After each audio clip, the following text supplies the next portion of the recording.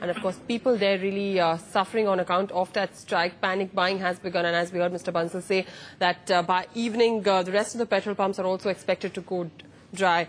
Moving on now, Jharkhand has been thrown back into political uncertainty. Chief Minister Shibu Soren has lost the Tamar by-elections by 9,000 votes to Jharkhand party candidate Gopal Krishna Patar by 8,000 votes. Now, sources say there is pressure on him to resign.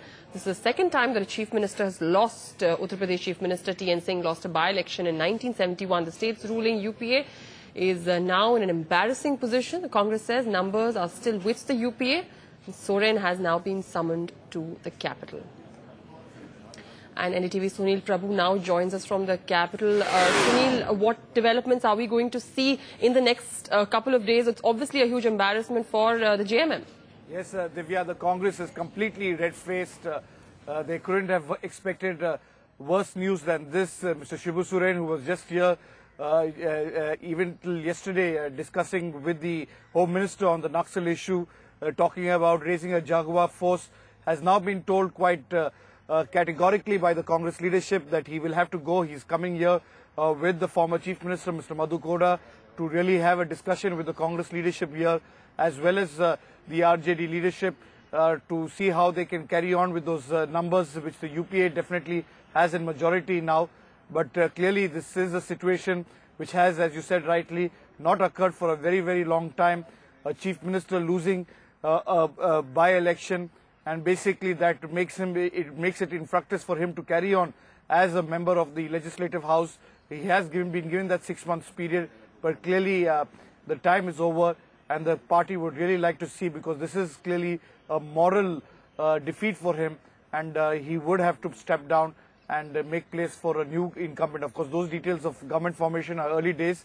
He's on his way back to New Delhi, and this will be discussed at length with the Congress leadership, with Mr. Lalu Prasad Yadav, before a final decision is taken.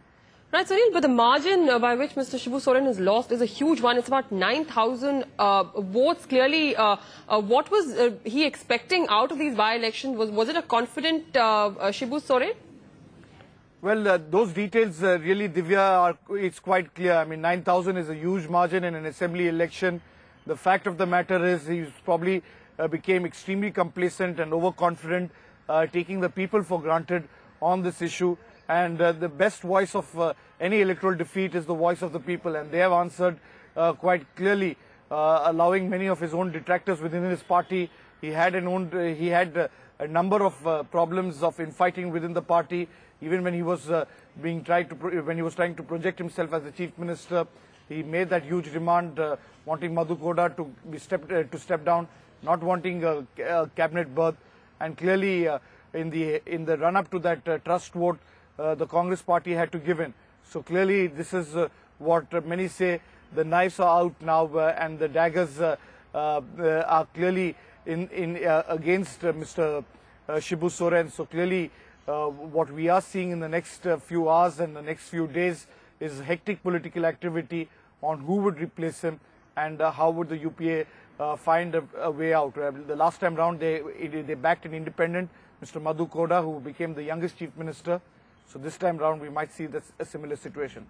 Right, Sunil, thank you so much for joining us with those details. Of course, it will be clear in the next few hours, next few days, of course, what is to happen to the state of Jharkhand, and also to Mr. Shibu Soren, who's lost by a huge margin there in those by-elections in Tamar.